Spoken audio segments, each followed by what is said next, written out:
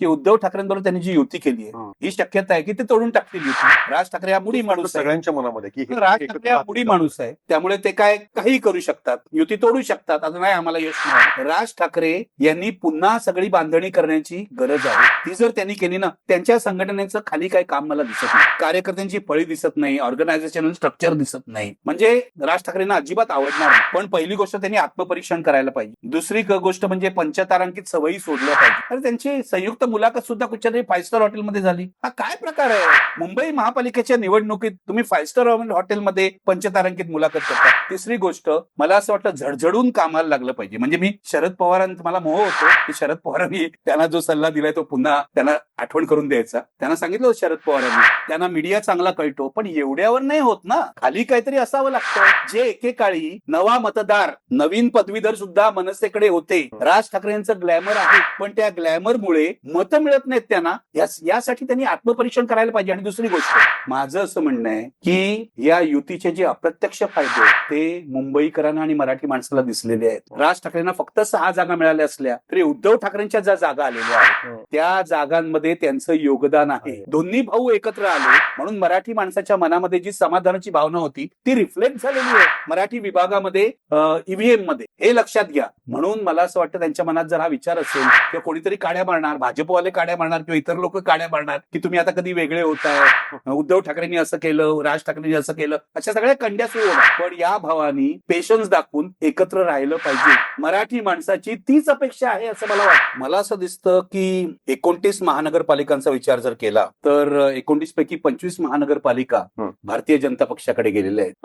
म्हणजे भाजपचा जो निवडणूक रणगाडा आहे तोच चाललेला आहे. आणि पहिली गोष्ट मला ही दिसते की जे विधानसभा निवडणुकीत झालं, जे नगरपालिका निवडणुकीत झालं, त्याचीच पुनरावृत्ती महानगरपालिका निवडणुकीत झालंय. फरक इतकाच आहे की ज्या पद्धतीने मुंबई जिंकायची इच्छा होती भाजपची ती पूर्ण झालेली नाहीये. स्पष्ट बहुमत नाही मिळालं. स्पष्ट बहुमत मिळालंय, सिंपल बहुमत, सिंपल मेजॉरिटी ज्याला म्हणतात, स्वतःला नाही मिळालंय. एक्झॅक्टली हेच मी सांगतोय की एकनाथ शिंदेच्या मदतीशिवाय भारतीय जनता पक्ष मुंबई जिंकू शकला नाही.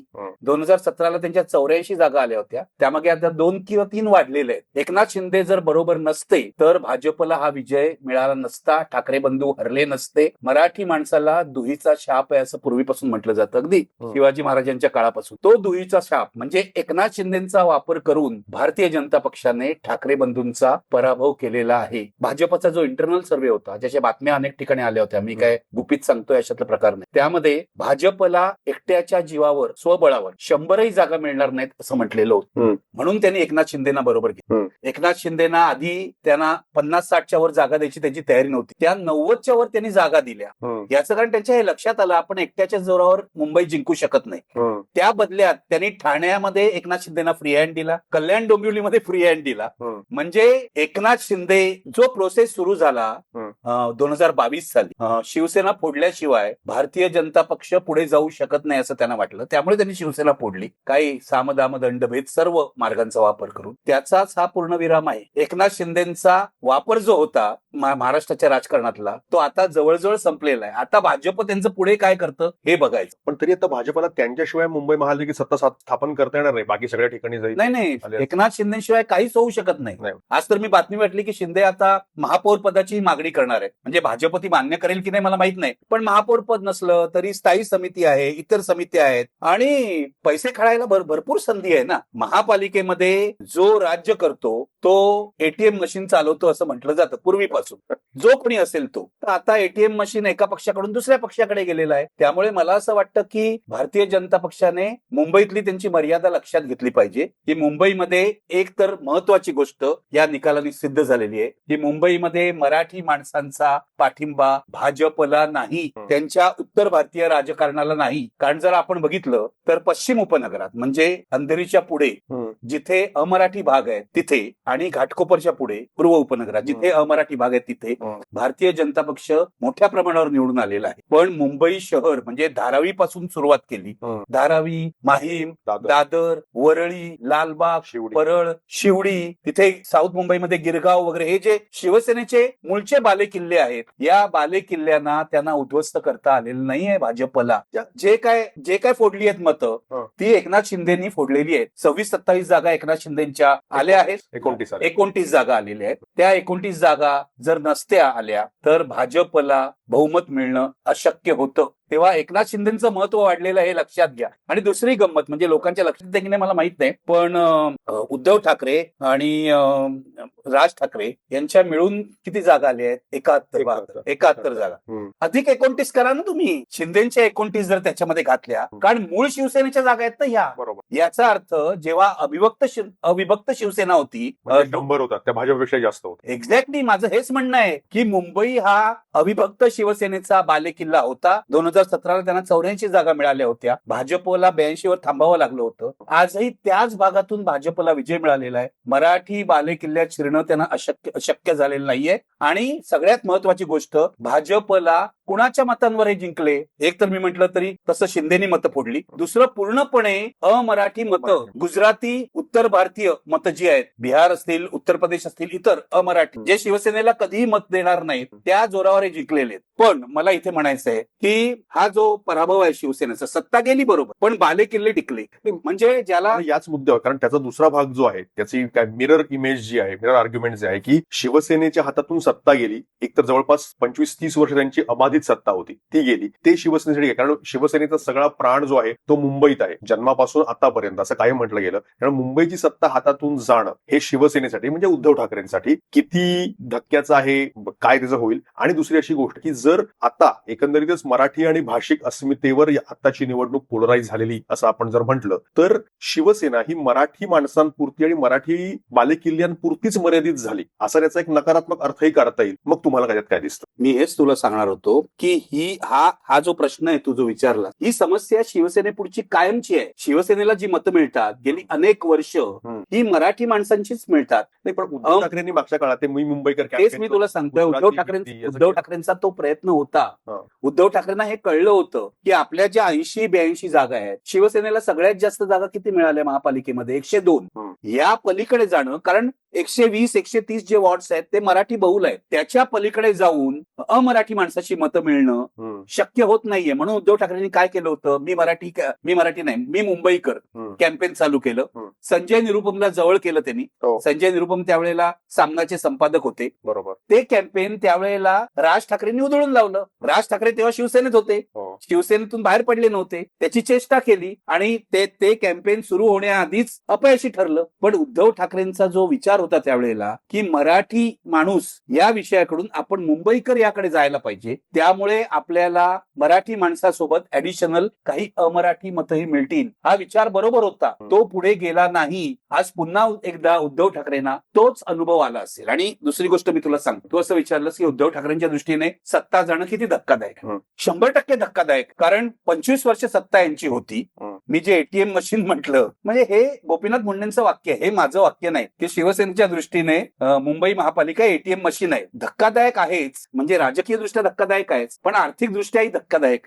मला असं वाटतं की ज्या राजकीय पक्षांना पैशाची चटक लागलेली असते त्यांना अशा प्रकारचे पराभव खूप लागतात. माझं म्हणणं आहे उद्धव ठाकरेंच्या दृष्टीने ही परीक्षा आहे. आता तुमची सत्ता नाही, एका दृष्टीने चांगलंच घडलेलं आहे. केंद्रही नाही, राज्यही नाही, मराठी माणसाच्या दृष्टीने चांगलं घडलंय. माझं म्हणणं आहे मराठी माणसाच्या दृष्टीने चांगलं अशासाठी घडलंय की मराठी माणसांनी पाठिंबा दिलाय, त्यांना बहुसंख्य मराठी माणसांनी पाठिंबा दिलाय, त्यांचे बालेकिल्ले शाबूत आहे. मराठी माणूस काय सांगतो हे उद्धव ठाकरेंनी ऐकलं पाहिजे, त्यांना आणि राज ठाकरेंना, की आता तुम्ही तुमच्या पंचतारांकित सवयी सोडा, रस्त्यावर येऊन लढा, असं मराठी माणूस त्यांना सांगतोय. उद्धव ठाकरे हे करणार आहेत का? आदित्य ठाकरेंनी मुंबईच्या समस्याचा उत्तम अभ्यास केलेला आहे. माझं असं म्हणणं आहे की आदित्य ठाकरे ज्या पद्धतीने गेली काही वर्ष मुंबई महापालिकेच्या एकूण कारभाराविषयी लिहितायत, बोलतायत, त्यांना जर सत्तेची संधी मिळाली असती तर त्यांनी काही वेगळं केलं असतं जुन्या शिवसेनेपेक्षा, असं मला वाटतं. आता ते शक्य नाहीये. पण आता आदित्य ठाकरेची सुद्धा परीक्षा आहे. विरोधी पक्षात लढा ना. मी तुला एक गोष्ट सांगतो इतिहासात, शिवसेनेच्या पूर्वी मुंबई महापालिकेमध्ये काँग्रेसचं वर्चस्व होतं, बरोबर आहे? 1966 वगैरेच्या पूर्वी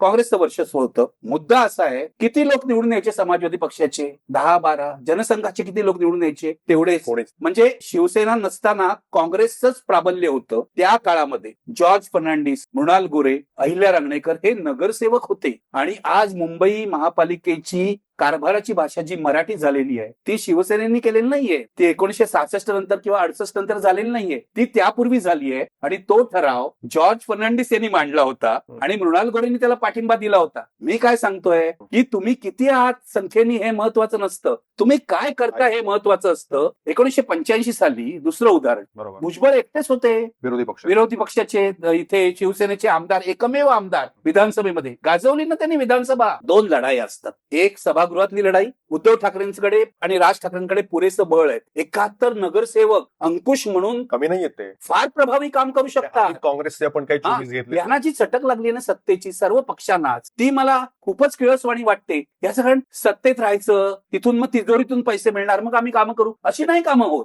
रस्त्यावरचा संघर्ष कोण करणार हेही महत्वाचं असतं. आणि हा संघर्ष आम्ही पूर्वी पाहिलेला आहे. आपण मराठीच्या मुद्द्यावर आपण आता बोलू, कारण शिवसेनेचा संदर्भ आहे. या आत्ताच्या निवडणुकी निकालामुळे काय होईल? कारण ही निवडणूक जसं म्हटलं की पूर्णपणे मराठी अस्मितेच्या मुद्द्यावर पोलराईज ती झाली आणि भाषिक अस्मिता महत्वाचा मुद्दा ठरला. आता या निवडणुकीत तो एवढा फोर फ्रंटवर आला. ठाकरे बंधू त्यासाठी दोघे एकत्र आले 20 वर्षांची त्यांची काय अबोला सोडून, आणि त्यामुळं हा मुद्दा जास्त फोर फ्रंटवर आला. आणि शिवाय मराठी भाषिक मतं एकवटली, 71 नगरसेवक आले. त्याच्यामुळं हा मुद्दा अधिक तीव्र होईल की शिवसेना सत्तेत नाही आणि शिवसेनाचाच तो मूळ मुद्दा आणि सत्तेत असल्यामुळे तो जास्त जिवंत राहतो. त्यामुळे हा मुद्दा आता, आणि भाजपची सत्ता आली आहे ज्यांचे बहुभाषिक अशा प्रकारचे मतदार आहेत, त्यामुळे हा मुद्दा अधिक मागे जाईल. या निवडणुकीमुळे मराठीचा मुद्दा हा अधिक पुढे आला आणि त्या निकालामुळे अधिक पुढे जाईल की मागे जाईल? माझं मत आहे हा मुद्दा अधिक पुढे जाईल. आणि हे मी कालच्या निकालामुळे बोलत नाहीये. निकाल आधी काय झाला आपण बघायला पाहिजे. भारतीय जनता पक्षाने प्रचार खूप आधीपासून सुरू केला.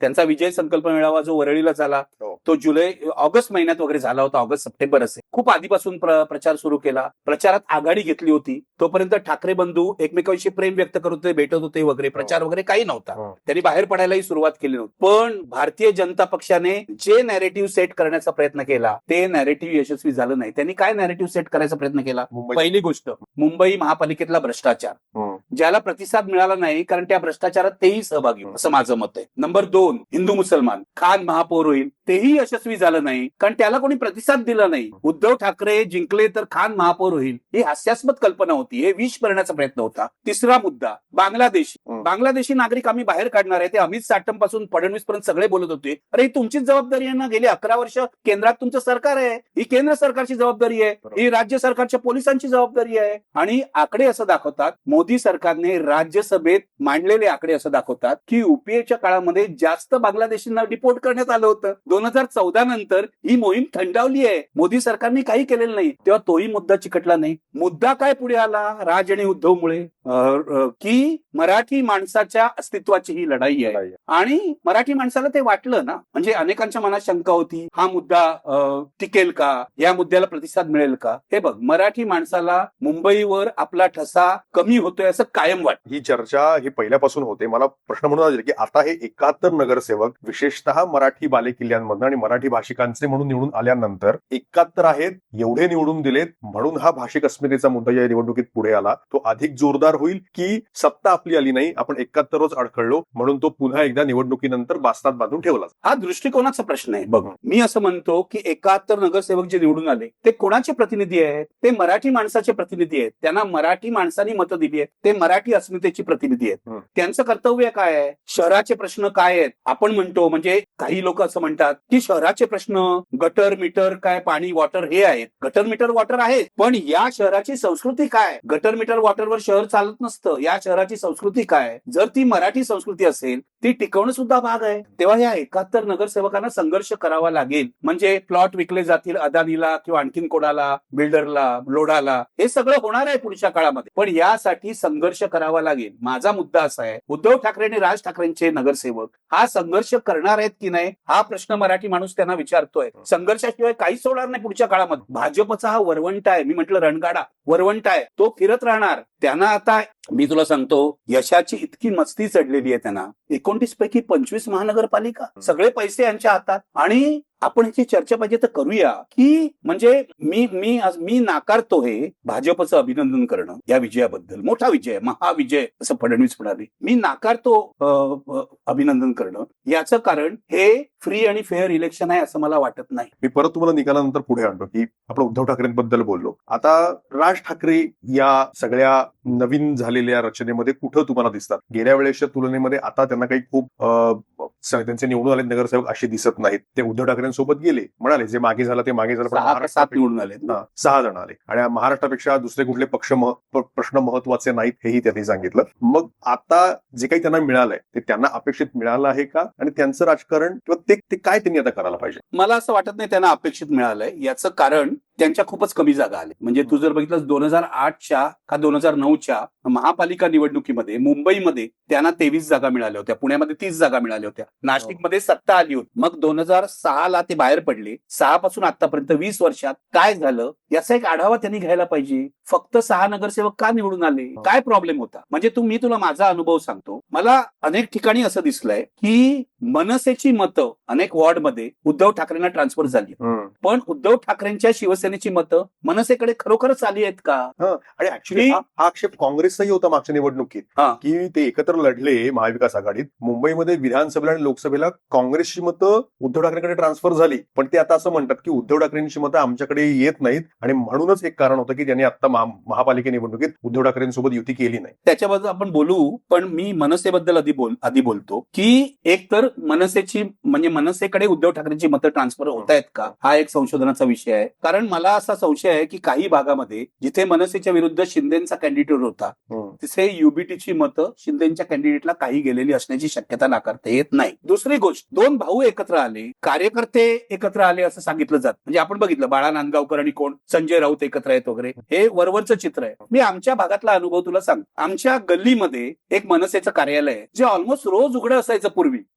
या विभागामध्ये मनसेचा उमेदवार नाही, या विभागामध्ये उद्धव ठाकरेंचा उमेदवार होता. निवडणूक सुरू झाली आणि ते कार्यालय बंदच होतं, सतत बंद होतं. म्हणजे मग हे कार्यकर्ते गेले कुठे मनसेचे इथले? ते दुसऱ्या विभागात गेले का काम करायला जिथे त्यांचा उमेदवार होता? ही शक्यता आहे. पण मग मन जुळली असं तुम्ही म्हणता, ती खरोखरच जुळली का? का कार्यकर्ते वेगवेगळे काम करत होते? जिथे आपला कॅन्डिडेट आहे तिथेच कार्यकर्ते गेले. आणि तिसरी गोष्ट, राज ठाकरे यांनी पुन्हा सगळी बांधणी करण्याची गरज आहे. ती जर त्यांनी केली ना, त्यांच्या संघटनेचं खाली काही काम मला दिसत नाही. कार्यकर्त्यांची पळी दिसत नाही, ऑर्गनायझेशनल स्ट्रक्चर दिसत नाही. म्हणजे राज ठाकरेंना अजिबात आवडणार नाही. पण पहिली गोष्ट त्यांनी आत्मपरीक्षण करायला पाहिजे. दुसरी गोष्ट म्हणजे पंचतारांकित सवयी सोडल्या पाहिजे. अरे त्यांची संयुक्त मुलाखत सुद्धा कुठच्यातरी 5 स्टार हॉटेलमध्ये झाली. हा काय प्रकार आहे? मुंबई महापालिकेच्या निवडणुकीत तुम्ही 5 स्टार हॉटेलमध्ये पंचतारांकित मुलाखत करता. तिसरी गोष्ट, मला असं वाटतं झडझडून कामाला लागलं पाहिजे. म्हणजे मी शरद पवारांचा मला मोह होतो की शरद पवारांनी त्यांना जो सल्ला दिलाय तो पुन्हा त्यांना आठवण करून द्यायचा. त्यांना सांगितलं शरद पवारांनी की राजकारण करायचं म्हणजे सकाळी लवकर उठावं लागतं, सकाळी लवकर उठून काम करावं लागतं. तर राज ठाकरेंना खरोखरच राजकारणात जर रस असते, ते उत्तम वक्ते आहेत, त्यांना मीडिया चांगला कळतो, पण एवढ्यावर नाही होत ना. खाली काहीतरी असावं लागतं. जे एकेकाळी नवा मतदार, नवीन पदवीधर सुद्धा मनसेकडे होते. राज ठाकरेंचं ग्लॅमर आहे, पण त्या ग्लॅमरमुळे मतं मिळत नाहीत त्यांना. यासाठी त्यांनी आत्मपरीक्षण करायला पाहिजे. आणि दुसरी गोष्ट की उद्धव ठाकरेंबरोबर त्यांनी जी युती केली आहे, ही शक्यता आहे की ते तोडून टाकतील युती. राज ठाकरे हा मुडी माणूस आहे, सगळ्यांच्या मनामध्ये की राज ठाकरे हा मुडी माणूस आहे, त्यामुळे ते काही करू शकतात, युती तोडू शकतात. आता नाही आम्हाला यश मिळालं. माझं असं म्हणणं आहे की या युतीचे जे अप्रत्यक्ष फायदे आहेत ते मुंबईकरांना आणि मराठी माणसाला दिसलेले आहेत. राज ठाकरेंना फक्त 6 जागा मिळाल्या असल्या तरी उद्धव ठाकरेंच्या ज्या जागा आलेल्या आहेत त्या जागांमध्ये त्यांचं योगदान आहे. दोन्ही भाऊ एकत्र आले म्हणून मराठी माणसाच्या मनामध्ये जी समाधानाची भावना होती ती रिफ्लेक्ट झालेली आहे मराठी विभागामध्ये, ईव्हीएम मध्ये. हे लक्षात घ्या. म्हणून मला असं वाटतं त्यांच्या मनात जर हा विचार असेल किंवा कोणीतरी काड्या मारणार, भाजपवाले काड्या मारणार किंवा इतर लोक काड्या मारणार की तुम्ही आता कधी वेगळे होताय, उद्धव ठाकरेंनी असं केलं, राज ठाकरेंनी असं केलं, अशा सगळ्या कंड्या सुरू होणार. पण या भावानी पेशन्स दाखवून एकत्र राहिलं पाहिजे. मराठी माणसाची तीच अपेक्षा आहे असं मला वाटतं. मी तुम्हाला थोडं ठाकरेंपासून दुसरीकडे नेऊयात. ते कुटुंब एकत्र आलं होतं, तिकडे पुण्यामध्ये आणखी कुटुंब एकत्र आलं या निवडणुकीसाठी, ते म्हणजे पवारांचं. पण एकंदरीत अजित पवार, सुप्रिया सुळे, शरद पवार अर्थात या निवडणुकीत कुठं दिसलेच नाहीत. पण हे सगळे एकत्र आल्यावर त्यांच्या वाट्याला पूर्णपणे अपयश आलेलं आहे. पुण्यामध्ये, पिंपरी चिंचवडमध्ये, बाकी सगळ्या ठिकाणी शरद पवारांच्या पक्षाला तर कित्येक ठिकाणी 0च जागा मिळालेल्या आहेत. या सगळ्यामध्ये म्हणजे त्याचा अर्थ काय आहे की एकेकाळी पुणे, पश्चिम महाराष्ट्र हा सगळा त्यांचा बालेकिल्ला असताना सुद्धा तिथं अजित पवार सत्तेत असून सुद्धा त्यांना कुठलंही यश न मिळणं, त्यांची विश्वासार्हता संपली असं मला वाटतं. म्हणजे मी काल खूप ठिकाणी चर्चा ऐकल्या, विशेषतः English channel, is Thackeray and Pawar brand finished. Thackeray आणि पवार ब्रँड संपलाय का? Right. तर राजकारणामध्ये असे काय ब्रँड संपत वगैरे नाही. तो काय सोप नाहीये किंवा टूथपेस्ट नाहीये. Right. पण राजकारणामध्ये सुद्धा एखाद्या ब्रँड सारखी विश्वासार्हता असावी लागते. ठाकरेंची विश्वासार्हता मुंबईमध्ये आहे, बाहेर नाही. म्हणजे बाहेर काही त्यांचं दिसत नाही, ते तसे प्रयत्नही करत नाहीत. पण पवारांची विश्वासार्हता, दोन्ही पवारांची, अजित पवार आणि शरद पवार, ही जवळजवळ संपली आहे असं चित्र या निवडणुकीतून उभं राहतं. अजित पवारांनी 2 ठिकाणी आपलं लक्ष केंद्रित केलं होतं, एक पुणे आणि पिंपरी चिंचवड. बरोबर. त्यापैकी पिंपरी चिंचवडमध्ये तर त्यांनी भाजपवर भ्रष्टाचाराचे गंभीर आरोप केले होते. पण हे आरोप का चिकटले नाहीत भाजपला? भाजपने त्याला उत्तरही दिलं नाही. गंभीर आरोप होते. 40,000 कोटीचा भ्रष्टाचार हा गंभीर आरोप. हे आरोप का चिकटले नाहीत भाजपला? याचं कारण अजित पवार यांची काही विश्वासार्हता नाही. तुम्ही जर 70,000 कोटी रुपये खाल्लेले असतील किंवा तुमच्यावर जर आरोप झालेला असेल तर तुम्ही दुसऱ्यावर का आरोप करताय असा साधा प्रश्न लोक विचारणार. पुण्यामध्येही तेच झालं. पुण्यामध्येही त्यांना प्रतिसाद मिळाला नाही. त्यांनी खूप प्रचार केला होता दोन्ही ठिकाणी आणि पिंपरी चिंचवड नगरपालिका महानगरपालिका जिंकणं ही तर त्यांच्या प्रतिष्ठेची गोष्ट होती. पण मला असं वाटतं की दोन्ही पवारांची विश्वासार्हता धोक्यात आलेली आहे. याचं एक कारण पवार आणि अदानी जे संबंध आहेत त्यामुळे खूप चुकीचा मेसेज बाहेर जातोय, हे लक्षात घ्या. खूप चुकीचा मेसेज बाहेर जातो. पवारांना वाटतं आपण काय वाटेल ते करू, आम्ही अदानीला बनवणार, अदानी आमच्या पाया पडणार, सुप्रिया सुळे म्हणणार अदानी माझे मोठे भाऊ आहेत वगैरे. महाराष्ट्राला नाही मान्य आहे. शेवटचा प्रश्न तो म्हणजे काँग्रेसबद्दल. आता काँग्रेसनी मुंबईमध्ये पण जेवढी त्यांच्याकडनं अपेक्षा होती त्यापेक्षा बरंच चांगला परफॉर्मन्स केलाय. त्याशिवाय तिकडे चंद्रपूर, लातूर, काही महानगरपालिकांमध्ये ते सत्तेच्याही जवळ पोहोचलेत. कोल्हापूरमध्ये वाटत होते पण तेवढे सत्तेच्या जवळ गेले नाहीत. पण एकंदरीत नगरसेवकांच्या संख्येच्या तुलनेमध्ये ते भाजप आणि एकनाथ शिंदे शिवसेनेनंतर तिसऱ्या नंबरला असलेले आहेत. नगरपालिकेत पण त्यांच्याकडे कोणी अपेक्षा केली होती, त्यांनी बरी कामगिरी केली विरोधी पक्षांमधल्या त्यांच्या कंपूमध्ये. तर हे काय होते आणि त्यांचे काही फार सभा दिसले नाहीत ना, राहुल गांधी काहीच नाही, कोणीच आलं नाही, बडा नेता कोणीच आलं नाही. नेते पण महाराष्ट्रातले नेते पण फिरले नाहीत. हो. तरी सुद्धा त्यांना काही मिळेल असं चित्र तयार झालं. मला असं वाटतं की काँग्रेसचं या यशाबद्दल अभिनंदन करायला पाहिजे. म्हणजे फार मोठं नाहीये यश, पण 3 नंबरचा पक्ष झालेला आहे. 300हून जास्त नगरसेवक त्यांचे निवडून आलेले आहेत. आणि सगळ्यात महत्वाची गोष्ट म्हणजे 5 ज्या महानगरपालिका हर्षवर्धन सपकाळ असं म्हणतायत की इथे ती आमची सत्ता येईल किंवा आम्ही सत्तेत भागीदार असू. माझं म्हणणं याचा संदेश काय आहे काँग्रेसला? म्हणजे हर्षवर्धन सपकाळ काय प्रसिद्ध गृहस्थ नव्हते, इन्फ्लुएन्शियल लीडर नव्हते, म्हणजे प्रभावी नेते नव्हते महाराष्ट्रात. त्यांची नेमणूक राहुल गांधींनी केली होती कारण ते स्वच्छ चारित्र्याचे आहे. ते जे काय खाली काम करत होते तळाला त्याचे परिणाम दिसत आहेत ना, नगरपालिका इलेक्शन मध्ये पण दिसले. एक लक्षात घे, हे विलासरावांच्या मुलांनी पण लक्षात घ्यायला पाहिजे, अमित देशमुख आणि मंडळींनी. जिथे तुम्ही योग्य अलायन्सेस केलेत, म्हणजे काँग्रेस आणि वंचित हा अलायन्स मुंबईत वर्क नाही झाला पण लातूरमध्ये झाला. जिथे तुम्ही योग्य आघाड्या केल्यात, युत्या केल्यात आणि जिथे तुमचे नेते म्हणजे तुमचे सरंजामदार अमित देशमुख अँड कंपनी सारखे हे रस्त्यावर उतरून लोकांपर्यंत गेले, तिथे काँग्रेस जिंकली. आहेत काँग्रेसमध्ये चांगले तरुण नेते, नाही तसं नाही, आहेत, पण ते लढायला घाबरतात. मग ईडी येईल का, मग सीबीआय येईल का? माझ्या पूर्वीपासून असं म्हणणं आहे की ज्या क्षणाला, जे मी उद्धव ठाकरेंबद्दल म्हणतो तेच काँग्रेस बाबत, ज्या क्षणाला काँग्रेस जनतेच्या प्रश्नावर लढायला शिकेल, रस्त्यावर उतरायला शिकेल, रस्त्यावरची आंदोलनं करायला शिकेल, लाठ्या खायला शिकेल, त्यावेळेला लोकांचा विश्वास काँग्रेस परत मिळवेल. आणि या निवडणुकीने तोच संदेश दिलाय की भाजपच्या रणगाड्या विरुद्ध तुम्ही उभे राहिलात, आम्ही तुम्हाला प्रतिसाद देतो. लातूरला मिळाला, चंद्रपूरला मिळाला, भिवंडीला मिळाला. महत्वाचं आहे ना या गोष्टी, की फक्त ठाकरे बंधू मुंबईत उभे राहिले त्यांना प्रतिसाद मिळाला असं नाहीये, काँग्रेसला सुद्धा प्रतिसाद दिला. काँग्रेसच्या दृष्टीने आणखी एक चिंतेची गोष्ट जर असेल तर ती म्हणजे पारंपरिक दृष्ट्या मुस्लिम जे मतदार आहेत ते काँग्रेस सोबत जातात. उद्धव ठाकरेंनी काँग्रेस सोबत युती केली म्हणून ते उद्धव ठाकरेंच्या बाजूला सुद्धा मुंबई किंवा संभाजीनगर या भागामध्ये गेले. पण आता MIM ला महाराष्ट्राच्या बऱ्याचशा भागामध्ये म्हणजे उद्धव ठाकरेंच्या शिवसेनेपेक्षाही म्हणजे 100च्या पेक्षाही जास्त त्यांचे नगरसेवक आलेले आहेत. त्यामुळे जो मुस्लिम मतदार आहे तो काँग्रेसच्या पासून दूर जाऊन MIM कडे चाललाय, अशी पण एक भीती काँग्रेससाठी असू शकते. मला असं वाटतं की तू जे म्हणतोयस की मुसलमानांनी उद्धव ठाकरेंना मत दिलं मुंबईत किंवा संभाजीनगर, असं मला वाटत नाही. मुंबईत सुद्धा मुस्लिम मतं जी मोठ्या प्रमाणावर पडली होती विधानसभेला तशी उद्धव ठाकरेंना यावेळेस नाही मिळाली. बरोबर. 24 नगरसेवक निवडून आले काँग्रेसचे. मी काल बघितलं त्यापैकी 13 नगरसेवक मुस्लिम आहेत. म्हणजे काँग्रेस आणि उद्धव ठाकरेंमध्ये मुस्लिम मतं ही विभागलेली आहेत, हे लक्षात घ्या. हे फक्त काँग्रेसला मिळाले नाहीत, पण 13 नगरसेवक मुस्लिम विभागातून निवडून आले ना, मुस्लिम बहुल विभागातून. 13 नगरसेवक, 24 पैकी 13, 9 इतर आहेत, नॉन मुस्लिम आहेत, जे अर्ध्यापेक्षा जास्त. म्हणजे उद्धव ठाकरेंना सर्व मुस्लिम मतं गेलेली नाहीयेत. ती जर गेली असती ना, काँग्रेस आणि उद्धव ठाकरे युती झाली असती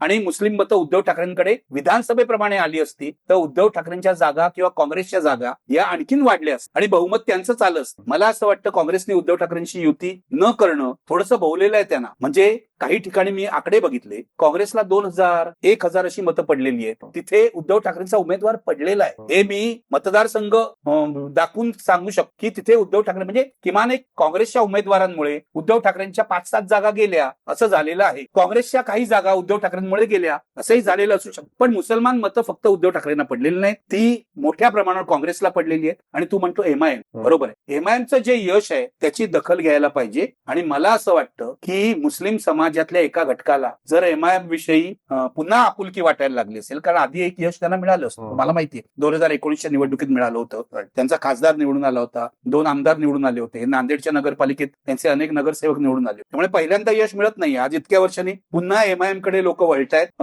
मालेगाव मध्ये स्थानिक पक्षासोबत त्यांची सत्ता येईल असे आकडे आहेत. संभाजीनगरला त्यांचे मोठ्या प्रमाणात निवडून आलेले आहेत. म्हणजे मुस्लिम एरियातूनच निवडून आलेले. एमआयएमला काही हिंदू मत देत नाहीत. पण याचा अर्थ असा आहे, धोका हा आहे जो नांदेडला मला दिसला होता, की एमआयएम हा, मी अतिरेकी हा शब्द अशासाठी वापरत नाही की ओवेसी जे आहेत, असदुद्दीन ओवेसी खासदार, हे संसदेमध्ये खूप रिझनेबल भाषणं करतात, पण ते रस्त्यावर उतरले की त्यांची भाषणं खूप टोकाची होतात. त्यांचा भाऊ तर अत्यंत टोकाचं म्हणजे अतिरेकीच बोल. तो तुरुंगातही होता, तुम्हाला माहितीये. म्हणजे हिंदूंना काय आव्हान दिल्याबद्दल, पोलिसांना आव्हान दिल्याबद्दल तो तुरुंगातही होता. माझं म्हणणं आहे, एमआयएम हा रिझनेबल पक्ष नाही. एमआयएम हा एका मर्यादेपर्यंत मुसलमानांचा कम्युनल पक्ष आहे, हे माझं ऑब्झर्वेशन आहे. तेव्हा अशा पक्षाला महाराष्ट्रात एवढं मोठं यश मिळणं ही धोकादायक गोष्ट आहे, हे धोकादायक चिन्ह आहे. पण त्यांना मिळालंय, ही वस्तुस्थिती आहे. आता ते पुढे काय करतात, पहिल्यांदा सत्तेतही जातील मालेगावमध्ये, सत्तेमध्ये जाऊन काय करतात मला चिंता काय, मी तुला सांगतो. यांचं यश, यांचे नगरसेवक 2017ला सुद्धा मी हे बोललो होतो, तुम्हाला एवढं यश देतात, शहरं सुधारून तर दाखवा, महानगर सुधारून तर दाखवा. मी सत्ताधारी जे आहेत ना, ती त्यांनी जर महानगर सुधारली, खरोखरच नगर विकासाचा विचार केला, स्वतःचे खिसे भरण्यापलीकडे, तर मी खरोखरच त्यांचं कौतुक करीन. पण 2017 पासून आजपर्यंत मी बघितलेलं आहे, एकही शहर सुधारलेलं नाही. मुंबई सकट नागपूर, पुणे, पिंपरी चिंचवड, अकोला सगळं बघा. तेव्हाही 2017ला काय काँग्रेस निवडून आली नव्हती. बहुसंख्य शहरांमध्ये भाजपचीच सत्ता होती महानगरांमध्ये. आज 25 म्हणजे वाढली आहे संख्या. मग आता तुम्ही असं म्हणताय हिंदुत्व आणि विकास यांना मतं दिलेली आहेत लोकांनी, मग आता खरोखरच या शहरांचा विकास करून दाखवा. तुम्ही देशातले 100 शहरं जी आहेत त्या स्मार्ट सिटी करणार होते, अजून एक तरी मला सापडलेलं नाही. महाराष्ट्रात पण दाखवा, मला अशी कुठे स्मार्ट सिटी होईल, माझं शहर स्मार्ट सिटी झालेलं मला आवडेल, ते करून दाखवा. माझी यांना कळकळीची विनंती आहे. आता जे काय उद्योग करून तुम्ही निवडून आलात ना, हात जोडून विनंती आहे, कृपया लोकांच्या समस्यांचा विचार करा. लोकांचं आयुष्य सोपं होऊ द्या, निदान आता तरी बरे वागा, एवढंच मतदाराचं म्हणणं आहे. आणि मतदाराला शांततेत जगू द्या. पुढच्या 3.5 वर्ष निवडणुका नाहीत, ही चांगली गोष्ट आहे.